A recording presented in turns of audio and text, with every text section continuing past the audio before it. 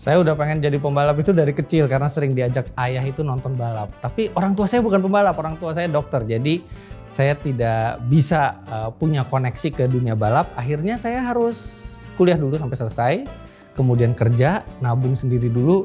Dan dengan koneksi yang terbatas, akhirnya saya ikut balap pertama kali di kelas mobil yang paling murah dengan modifikasi yang paling murah. Jadi saya baru pertama kali turun balap itu di 25 tahun, tapi cita-cita itu sudah dibangun sejak saya umur 5-6 tahun.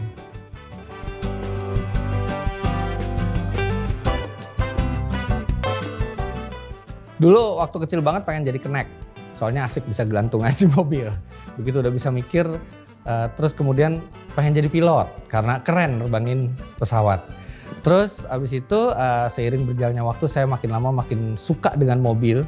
Dan satu profesi yang saya pikirkan kalau misalnya saya suka dengan mobil adalah jadi pembalap. Jadi saya terus cita-cita, saya harus balap.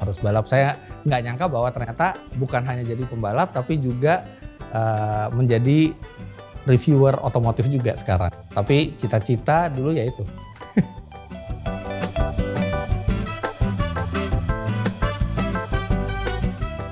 Mobil yang pertama kali saya suka banget gitu ya, yang begitu ngelihat itu saya suka itu Honda Civic. Karena ayah saya waktu itu beli Honda Civic waktu saya masih kecil. Dan walaupun masih kecil saya ngerti beberapa mobil, wah itu revolusioner sekali ya tuh mobil penggerak depan. Kemudian bentuknya keren, ada RPM-nya waktu itu Honda Civic. Jadi wah ini mobil yang inovatif gitu ya, dan itu mobil yang pertama kali saya suka.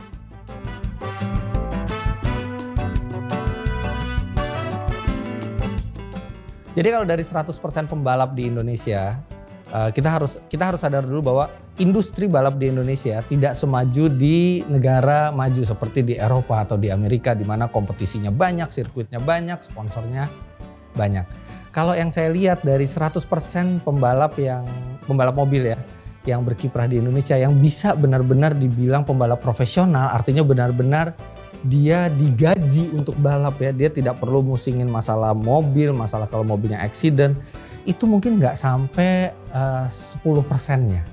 Sisanya tuh memang hobi ya, mungkin ada sponsor sedikit-sedikit, tapi yang benar-benar true profesional yang di-hire oleh tim balap yang bisa menjadikan itu sebagai mata pencaharian mungkin tidak sampai 10%. Tapi artinya buat teman-teman yang punya minat ke balap, apalagi punya talent, artinya ada kesempatan untuk balap itu menjadi mata pencaharian, menjadi profesi, walaupun pasti tidak semudah kalau misalnya kita di negara maju.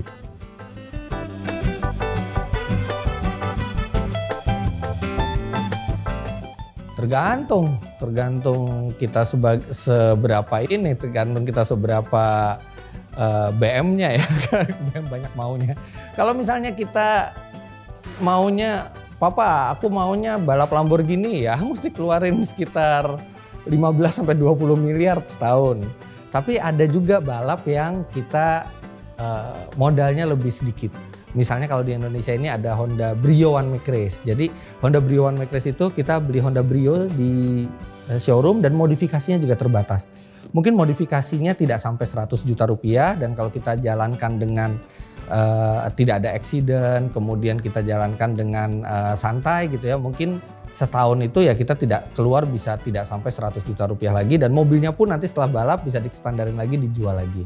Itu mungkin yang murah. Ada lagi yang lebih murah itu drag race. Jadi drag race di Indonesia itu pakai sistem bracket time. Jadi nggak peduli mobilnya kencang apa pelan, kita tetap bisa masuk bracket time sesuai dengan mobil-mobil kita. Nah itu bahkan pakai mobil harian aja tidak perlu dimodifikasi apa-apa, bisa. Tapi semakin kita involve makin dalam di dunia balap, itu akan banyak kelas-kelas pilihan lainnya yang lebih kencang mobilnya dan menuntut biaya lebih mahal. Dan mungkin kalau misalnya kita mulai dari yang murah dulu, orang ngelihat talent kita, sponsor bisa datang, mungkin kita dengan biaya sponsor itu kita bisa jenjang balapnya meningkat.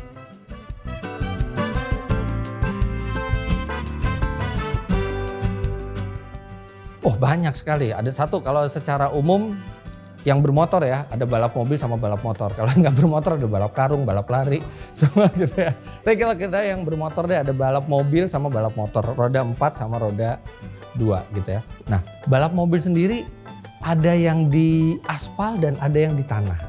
Yang di tanah itu ada off-road, ada speed off-road, ada sprint rally, ada rally. Yang di aspal itu ada slalom, ada drag race, ada balap touring. Jadi banyak, sama seperti atletik sebenarnya. Jadi kalau atletik itu menggunakan badan kita, kalau balap itu menggunakan kita dan kendaraan kita, tapi jenis permainannya banyak.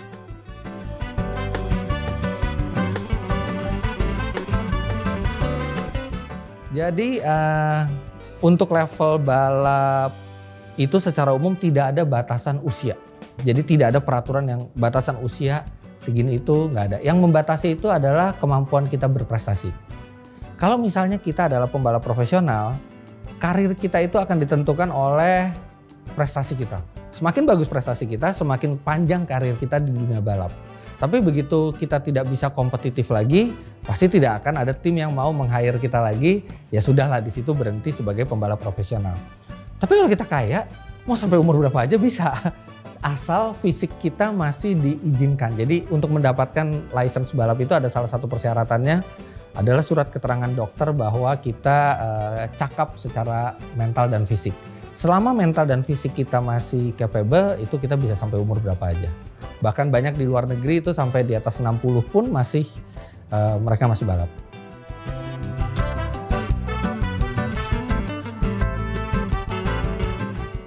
Oh, bahkan sampai balap itu bahkan dimulai pertama kali bisa dari 5 tahun, 6 tahun itu pakai go-kart. Oke, kalau go-kart masih dianggap mainan gitu ya. Kalau balap mobil, saya tahu itu beberapa pembalap itu memulai balap mobil itu dari 13 tahun. Nah, 13 tahun boleh. Syaratnya kakinya nyampe. Kalau kakinya nggak nyampe, mobilnya nggak jalan, nggak bisa diinjek gasnya. Terus habis itu ada izin orang tua. Sebelum usia punya SIM, harus ada izin dari orang tua. Bahkan saya kenal beberapa pembalap yang mereka bisa balap dulu, baru abis itu mereka belajar nyetir untuk di jalan raya. Jadi mereka belajar menjalankan mobil itu di sirkuit.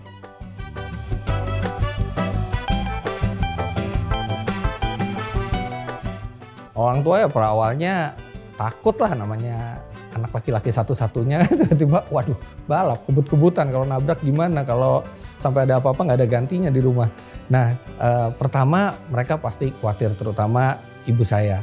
Tapi setelah dijelaskan bahwa balap itu sebenarnya adalah salah satu olahraga yang paling aman. Oke, di balap itu banyak serempetan, banyak tabrakan.